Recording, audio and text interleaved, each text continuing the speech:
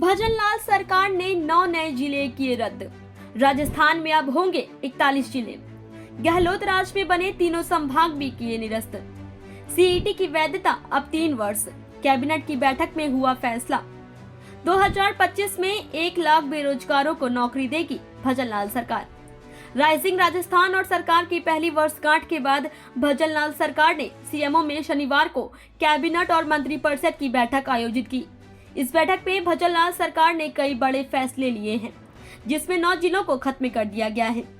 Cabinet meeting के बाद मंत्री सुमित गोदारा और मंत्री जोगाराम पटेल ने प्रेस कॉन्फ्रेंस कर फैसलों की जानकारी दी है। गौरतलब है कि गहलोत सरकार में 17 नए जिले और 3 नए संभागों की घोषणा हुई थी।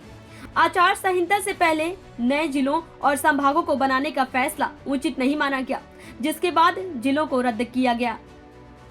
भजनलाल सरकार ने नए जिलों में कुछ जिलों को व्यवहारिक नहीं माना और अतिरिक्त भार को राज्य के हित में नहीं माना, यानी 17 नए जिलों में केवल 8 जिले यथावत रहेंगे और 9 जिलों को खत्म किया गया है। अब राजस्थान में कुल 41 जिले होंगे और 7 संभाग होंगे, जिसमें बालोतरा, ब्यावर, डीग कुम्हेर, डिडवाना कुचामन, कोटपुतली बहरोड़, खेड़थल तिजारा, फलूदी, सालुंबर जिले यथावत रहेंगे। 9 जिले समाप्त। दुदू, केकड़ी, शाहपुरा, नीम का थाना, गंगापुर सिटी, जयपुर ग्रामीण, जोधपुर ग्रामीण, अनूपगढ़, संचौर जिले खत्म किए गए। सीईटी की वैधता 3 साल की। सीईटी की वैधता को लेकर भजनलाल कैबिनेट ने बड़ा फैसला लिया है। अब सीईटी की वैधता को 3 साल किया गया है। इससे पहले सीईटी की वैधता 1 साल होती थी, लेकिन भजनलाल कैबिनेट ने अब इसकी वैधता को 3 साल किया है। भजनलाल सरकार की कैबिनेट के बड़े फैसले। 2025 में 1 लाख बेरोजगारों को नौकरी देगी भजनलाल सरकार। आगामी 4 साल में 3 लाख नौकरियों का रखा गया टारगेट। 31 दिसंबर तक जिन्होंने केवाईसी नहीं की, उनके नाम हटेंगे। खाद्य सुरक्षा योजना के नए लाभार्थी के नाम जोड़ने का फैसला। परिनिंदा दंड समाप्त करने का अनुमोदन। समान पात्रता परीक्षा की वैधता 3 वर्ष की। टेट में छात्रावास अधीक्षक के लिए पात्रता बदली।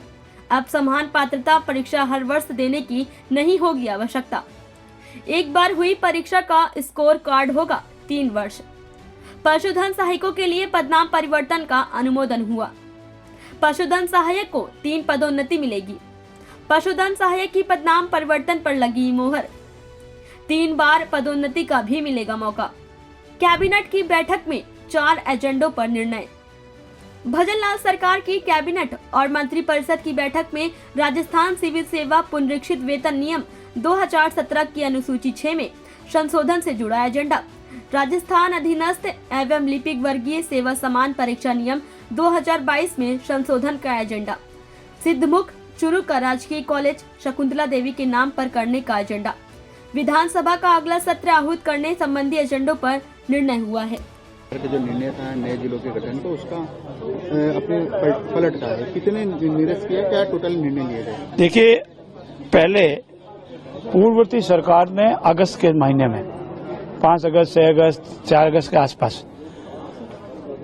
पूर्ण रूप से बिना समीक्षा किए हमारा नेशनल एवरेज है उनको बिना देखे कि कितनी तहसीलें होनी चाहिए, कम से कम अधिकतम कितनी तहसीलें होनी चाहिए, कम से कम कितनी जनसंख्या होनी चाहिए, अधिकतम कितनी जनसंख्या होनी चाहिए, प्रशासनिक लवाजमा उपलब्ध है कि नहीं उसको देखना चाहिए, वित्तीय संसाधन उपलब्ध है कि नहीं उसको देखना चाहिए, हमारे पास भवन की या वगैरह वगैरह की उपलब्धता है कि नहीं उनको देखना चाहिए, जिसको इनपा का कहते हैं। पर पूर्ववर्ती सरकार ने इन सब को अंदाज कर राजनीतिक लाभ लेने के उद्देश्य से जिलों की घोषणा की, क्योंकि हमारी समिति ने पूर्ण रूप से इसकी समीक्षा की। जिलों का गठन का एवरेज देखा, अन्य प्रदेशों का भी देखा, राजस्थान का भी देखा, और उन्होंने विशेष रूप से ये पाया कि अगर 56 से लगाकर 2023 तक सिर्फ 7 जिले बने हैं और 2023 में चुनाव से बहुत पहले ही 17 जिलों के नाम से घोषणा करना ये ठीक नहीं पाया। जिलों की जनसंख्या को देखते हुए, तहसीलों को देखते हुए, उपलब्ध संसाधनों को देखते हुए, प्रशासनिक लवाजमे को देखते हुए ये ठीक नहीं पाया, इसलिए उन जिलों को हमने नहीं रखा है और बाकी जिले यथावत रखे। कितने जिले निरस्त किए गए अब वर्तमान? अब 41 जिले और 7 संभाग है। तो कितने निरस्त किए गए पुराने में से? 9 खत्म, 9 जिलों को हमने अभी नहीं रखा है और 8 जिलों को यथावत रखा है। 3 संभागों को भी निरस्त? 3 संभागों को हमने अभी रखना ठीक नहीं समझा है।